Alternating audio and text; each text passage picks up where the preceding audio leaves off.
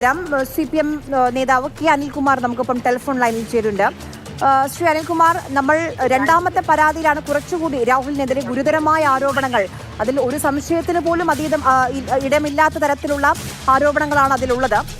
അതിലാണിപ്പോൾ മുൻകൂർ ജാമ്യം സെഷൻസ് കോടതിയിൽ നിന്ന് തന്നെ രാഹുലിന് ലഭിച്ചത്. പ്രോസിക്യൂഷൻ എനിക്ക് തോന്നുന്നു കൃത്യമായ സമയം, കാരണം ഫോറൻസിക് തെളിവുകൾ ശേഖരിച്ചിട്ടില്ല, അവിടെ പോയി ശാസ്ത്രീയമായ പരിശോധന നടത്താൻ കഴിഞ്ഞില്ല, അതുകൊണ്ടൊക്കെയുള്ളൊരു ലാപ്സ് ആണോ?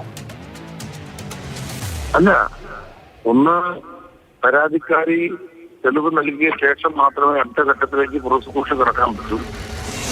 തെളിവുകളെല്ലാം പരിശോധിക്കുകയും മറ്റു സംസ്ഥാനത്തോട് വെറുതെയായതുകൊണ്ട് അവരുടെ പക്കൽ നിന്നും മൊഴി രേഖപ്പെടുത്തുക, അതിന്റെ ഭാഗമായി മറ്റു കാര്യങ്ങളിൽ കടക്കുക എന്നത് പോലീസിനെ സംബന്ധിച്ചിടത്തോളം സമയം ആവശ്യമുള്ള കാര്യമാണ്.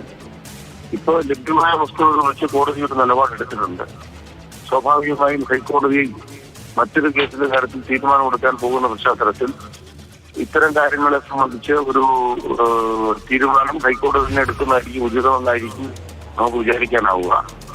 ഒരു ഹാബിച്വൽ ഒഫൻഡർ, റിപ്പീറ്റഡ് ഒഫൻഡർ, ഇതേ സമാന സ്വഭാവത്തിലുള്ള കേസിൽ പ്രതിയായ ഒരാൾ, അത്തരമൊരാൾക്ക് മുൻകൂർ ജാമ്യം നൽകാൻ പാടില്ല എന്നുള്ള കോടതി വിധികൾക്ക് ഉള്ളതാണ്.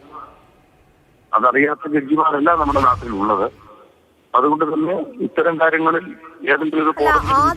ആദ്യം മുൻകൂർ ജാമ്യമായി ആദ്യം കോടതിക്ക് മുന്നിലേക്ക് രാഹുൽ എത്തിയ സമയത്ത് ഈ പെൺകുട്ടിയുടെ അന്ന് ആ ഇമെയിലുള്ള പരാതി അത് മാത്രമേ ഉണ്ടായിരുന്നുള്ളൂ. അത് കഴിഞ്ഞാണ് ഈ മൊഴിയെടുത്തതിന്റെ പെൺകുട്ടി പറഞ്ഞ കാര്യങ്ങളൊക്കെ കോടതിയിലേക്ക് എത്തിയത്. അപ്പോഴും ഈ ഹോം സ്റ്റേയിൽ പരിശോധന നടത്തിയിട്ടില്ല. അപ്പോൾ അതിനെ ബലപ്പെടുത്തുന്ന തരത്തിലുള്ള തെളിവുകൾ ശേഖരിക്കാൻ ആയിട്ടില്ല, തെളിവുകൾ കോടതിയിലേക്ക് എത്തിക്കാൻ കഴിഞ്ഞിട്ടില്ല. അതുകൊണ്ടായിരിക്കുമോ? അല്ല, അതല്ല. ഒരു MLA എന്ന നിലയ്ക്ക് ഒരാള് ഞാൻ കോടതിയിൽ ഹാജരായിക്കൊള്ളാന്നൊക്കെ പറയുമ്പോൾ കോടതി വിശ്വസിച്ചിട്ടില്ലാവാം. പക്ഷേ വസ്തുതകൾ ഇപ്പൊ എന്തായാലും കുറെ കൂടെ ലഭ്യമായി കഴിയുമ്പോൾ അതെന്തായാലും ഹൈക്കോടതിയിൽ ഒരു കേസ് വിചാരണ കഴിച്ചു പോകല്ലേ.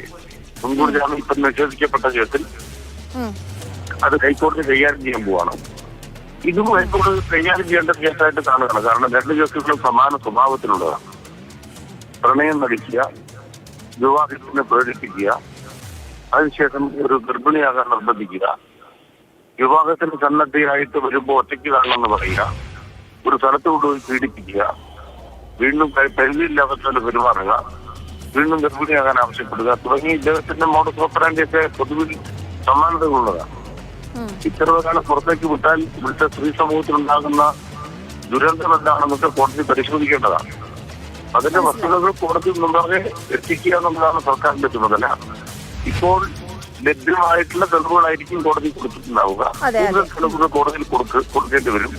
അത് കൊടുത്തുകൊണ്ട് മറ്റേ കേസിനോടൊപ്പം ഹൈക്കോടതി പരിശോധിക്കേണ്ട കേസായിട്ട് ഞാൻ കാണുക. കാരണം ഹബിച്വൽ ഒഫൻഡറായിട്ടോ അല്ലെങ്കിൽ ഇത്ര റിപ്പീറ്റഡ് ഒഫൻഡറായിട്ടുള്ള ഒരാളെ മുൻകൂർ ജാമ്യം കൊടുക്കുക എന്ന് പറയുന്നത് കേട്ടുകേൾവിയുള്ള കാര്യമല്ല.